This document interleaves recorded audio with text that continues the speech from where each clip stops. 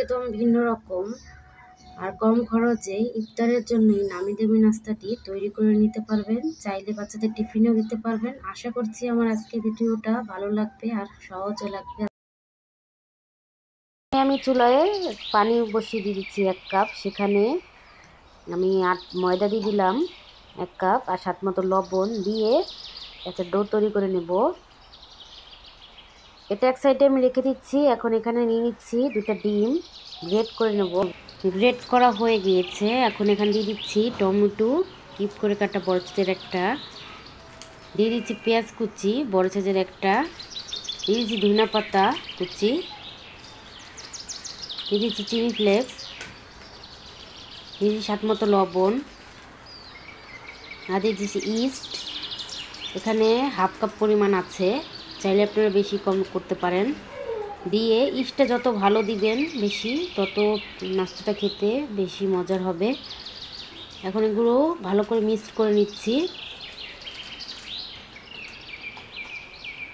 এ পর্যায়ে কিন্তু মিক্স করা হয়ে গেছে। এখন যে ডোটা করে রেখেছিলাম সেখান থেকে আমি লেচি কেটে পাতলা আমরা রেগুলার যেভাবে রুটি বেলি ঠিক সেভাবে একটা রুটি বানিয়ে নেব।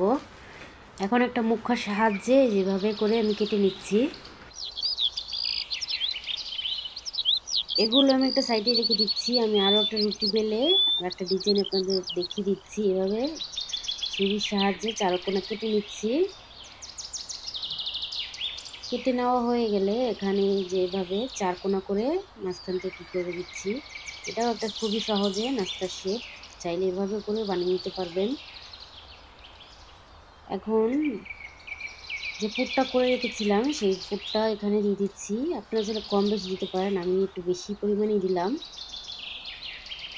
এবার আর একটা রুটি নিয়ে এইভাবে করে চেপে দিয়ে দিচ্ছি। হালকাতে একটু চেপে দিলেই হয়ে যাবে।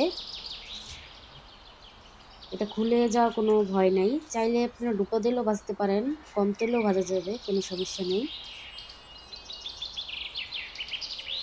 আমি আরও একটা বানিয়ে দেখাচ্ছি। এই যে এভাবে পুরটা দিয়ে এভাবে আর একটা রুটি উপর থেকে দিয়ে চার কোনায় এভাবে করে একটু পেস্ট করে দিলেই হয়ে যাবে। একটা পাটায় আমার 17টা হয়েছে। চুলায় একটা তেল বসিয়ে তেল দিয়ে তেলটা গরম হয়ে গেলে নাস্তাগুলো দিয়ে দিলাম। এক পাশ হয়ে গেলে এখন উল্টিয়ে দিচ্ছি। এর কাছে আমার একটা রিকোয়েস্ট থাকবে, যদি ভিডিওটা ভালো লাগে এটা লাইক দিয়ে বেশি বেশি করে শেয়ার করে দিবেন। আর যারা এই অলরেডি কাজটা করেছেন তাদেরকে অসংখ্য ধন্যবাদ। এখন আমি নাস্তাগুলো তুলে নিচ্ছি। আমি একটা ভেঙে দেখাচ্ছি ভিতরটা কীরকমের হয়েছে। বাচ্চারা মজা করে খেয়ে নেবে, কতটা হেলদি হয়েছে দেখতে পাচ্ছেন। এতক্ষণ যারা সঙ্গে ছিলেন সবাইকে ধন্যবাদ। আজকের মতো এখানেই বিদায়। সবাই ভালো থাকবেন।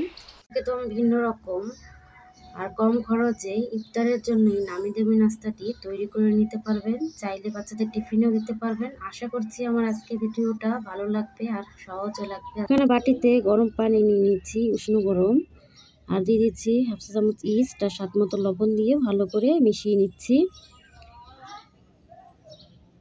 এখানে মেশানো হয়ে গেলে দিয়ে দিচ্ছি হাফ কাপ ময়দা, আপনার চাইলে আটাটাও নিতে পারেন। দিয়ে ভালো করে এটা ডো তৈরি করে নিব। তো এরকমের হবে। ডোটাকে রেস্টে রেখে দিচ্ছি আমি। এখানে এরকম স্লাইস করে আলু কেটে নিয়েছি। এখন এখানে আমি আলু সিদ্ধ করে এরকমের ম্যাশ করে নিয়েছি। দিয়ে দিচ্ছি চিলি ফ্লেক্স 1 চা চামচ, আদি চাক মশলা 1 চা চামচ, আর পেঁয়াজ কুচি এখানে বড় সাইজের একটা আছে। মশলার পরিমাণটা আপনাদের পছন্দ মতো কমিয়ে বাড়িয়ে দিবেন। চাইলে এখানে ধনিয়া পাতাও দিতে পারেন। আমি চাক মশলা দিয়েছি তার জন্য আর কোনো কিছু দিলাম না। এভাবে এখন বলের শেপ করে নিচ্ছি। এখন আলুটা যে সাইজ করে নিয়েছিলাম সেটার ভিতরে এভাবে ধরে এভাবে ললিপপের মতো। যারা নতুন আছেন চাইলে চ্যানেলটা সাবস্ক্রাইব করে বেল আইকনে ক্লিক করে দিতে পারেন। আমি যখনই ভিডিও ছাড়বো সবার আগে দেখে নিতে পারবেন। এখন রেস্টে রেখেছিলাম যে ডোটা, সেটার ভিতরে এরকমের ধরে এভাবে কুট করে নিচ্ছি। খুবই সহজ, আর হাতের কাছে থাকা অল্প কিছু উপকরণ দিয়ে নাস্তাগুলো তৈরি করে নিতে পারবেন। চুলায় আগে থেকে তেল বসিয়ে দিয়েছিলাম, তেলটা গরম হয়ে গেছে। এখন দিয়ে দিচ্ছি একে একে এখন এক সাইড হয়ে গেছে, এখন উল্টিয়ে দিচ্ছি। দোনো পাশ গোল্ডেন ব্রাউন করে ভেজে নেব। দেখে মনে হচ্ছে লেগ পিস, দেখতে যেমন সুন্দর, খেতে আরও বেশি মজার হয়। একবার হলে বাসায় ট্রাই করবেন। যদি ভিডিওটা ভালো লাগে একটা লাইক দিয়ে নিয়মিত চ্যানেলের সঙ্গেই থাকবেন। আজকের মতো এখানে বিদায়। আজকে নতুন নাস্তা তৈরি করে দেখাবো। এটা উপর থেকে ক্রিস্পি আর ভিতরটা তুলতুলে নরম আর ক্রিমে ভরা। আসসালামু আলাইকুম, ওয়েলকাম হামিদা কুক। এখানে নিয়ে নিচ্ছি 1 কাপ পরিমাণ আটা, দিয়ে দিচ্ছি স্বাদ মতো লবণ দিয়ে ব্যাটার করে নেব। এরকমের ঘনত্বটা হবে। চুলায় একটা প্যান বসিয়ে এখন ব্যাটারটা দিয়ে দিচ্ছি, দিয়ে চতুর্পাশে ভাবে ছড়িয়ে দিতে হবে। এই তো হয়ে গেছে, এখন আমি তুলে নিচ্ছি। চুলায় একটা কড়াই বসিয়ে দিয়ে দিচ্ছি 1 কাপ দুধ, দিয়ে দিচ্ছি 1 টেবিল চামচ কর্নফ্লাওয়ার, দিয়ে দিচ্ছি 1/4 কাপের কম গুঁড়ো দুধ, দিয়ে দিচ্ছি নারকেল কোড়া। চুলাটা আমি এখনও ধরাই নেই। দিয়ে দিচ্ছি চিনি। এখন এগুলো সব উপকরণ একটু নেড়েচেড়ে মিশিয়ে নিচ্ছি।